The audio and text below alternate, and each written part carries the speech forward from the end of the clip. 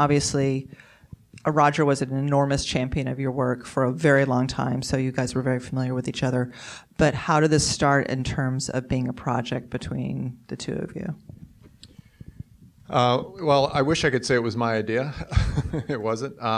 It was actually Steve Zalian and Garrett Bash, who works with Steve, that first approached me about it. And Steve became an executive producer, and Garrett was a producer. And at what point was that? What year was that? Well, it was in 2012, but it was probably I want to say it had to have been near the beginning of the year, because it took it. The thing that it was near the beginning of the year. We didn't really start filming until December of that year. So there was a many months there where, well, first of all, I had to go read Roger's memoir. I hadn't read Roger's memoir. And I read it, and I just thought, it was amazing. And frankly, I mean, like you said, Roger had done a lot for me with Hoop Dreams, and even supporting films beyond Hoop Dreams over the years, and writing critically about them in a very positive way for me. But if I'd read the memoir and just felt like Roger is this significant and very important film critic, and that would be the story, I think I would have politely declined to do it,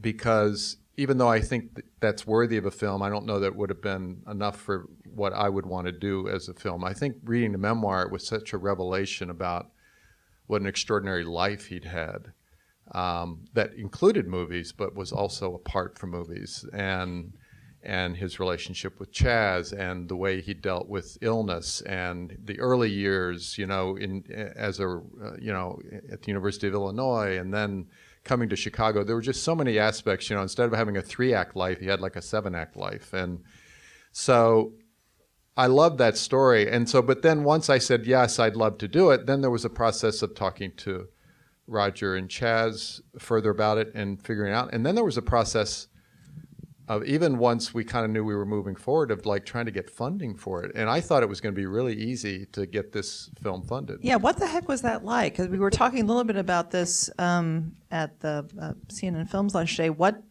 Because he's obviously a revered figure in the film world, what was the response in terms of saying, okay, we want to do this documentary about the rich life of Roger Ebert?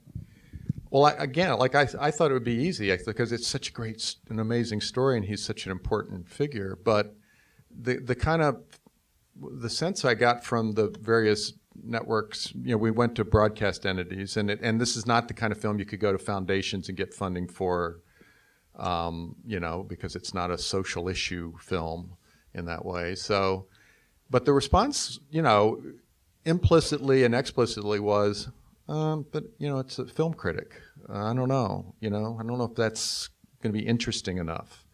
And clearly they hadn't read the memoir. And we must have done a bad job of pitching it or something. But I was surprised. But we got turned down a lot, and it wasn't until CNN, which was starting CNN Films, I had just a general call with them where they were saying they wanted to, would love to work with me on something. They said, "What are you working on?" And I said, "Well, I'm working on this one thing, but I'm sure you're not going to be interested." Because I was. Yeah, that might not be the way to go. Just letting you know in terms of. Yeah, and they said, "What? Tell me." And then they ended up being our first funder on the film, outside of some private investment money we'd gotten to. We needed to get started, but they were the first entity to come in and fund it.